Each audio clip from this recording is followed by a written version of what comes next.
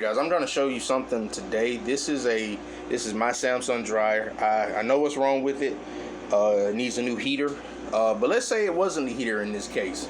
Let's just say if it was, you run it for about 40-50 minutes and the clothes are still wet, sopping wet, nothing. So you obviously know it's not drying.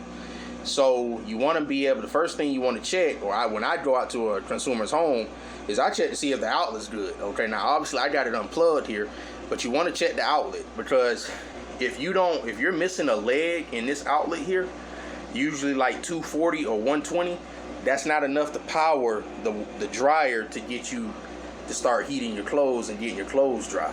Okay, so usually when I go out to a consumer's home and they say it's not drying, or they're having an electrical issue, or there's no power going to the unit itself, it's just dead, you want to check that outlet here. So that's what we're going to do. So obviously I have a 4-prong, you may have a 3-prong, but it's still the same philosophy.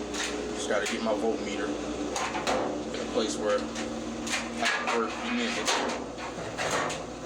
And if you hear that noise, that's my washer running, so don't mind that.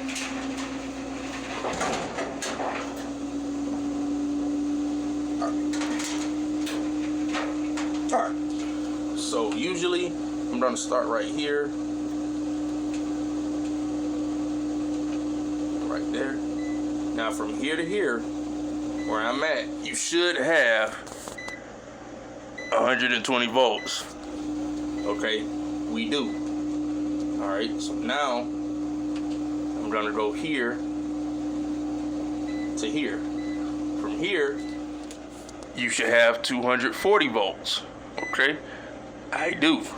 All right, now you want to leave the black leg in here, put your red lead in there. You might have to wiggle it around. I mean, it's in there, the power's there. And here to here, we got 120 volts. All right, and then from here, I can get I'm doing this by myself, so bear with me. And here to here, you should have nothing. Okay, if you got something from here to here, that's not good. So this right here should be 0. Okay, now let's say in the case you're missing a leg. So let's say for shits and giggles, you're missing your 240. So this is your 240 right here. Okay, now that's just me with the meter. But you can tell we got 240. So let's say if you're missing your 240 right there. If you're missing 240, that's not going to power the control board here that I got disassembled from an earlier diagnosis when I was diagnosing my heater. You're not going to, the outlet is not supplying enough voltage to get this running. You may have 120 from, this leg here to that leg, and from this leg here to this leg. But you got to have the main 240 to get the dryer started. Now that's with any dryer, GE, Amana, Maytag, Samsung, it don't matter which brand it is, same philosophy. Okay, so if you don't have your 240, the problem is not the dryer. Okay, it is not the dryer. I mean, I've been doing this for 5 years and I've had people say, yeah, it's in the dryer. No, it's not. If you don't have 240, how can it be the dryer? You got to have 240 from your outlet to get this running. Okay, now you can have 120 on both legs, and this may light up your control board. This isn't an electronic dryer. I just got it disassembled.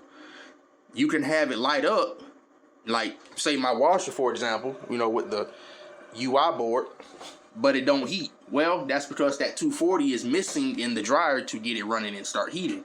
So if you're missing 240, you'll have to call an electrician. Usually I don't. I just shut this off from the breaker here. These outlets are easy to replace. Just turn the power off from your breaker.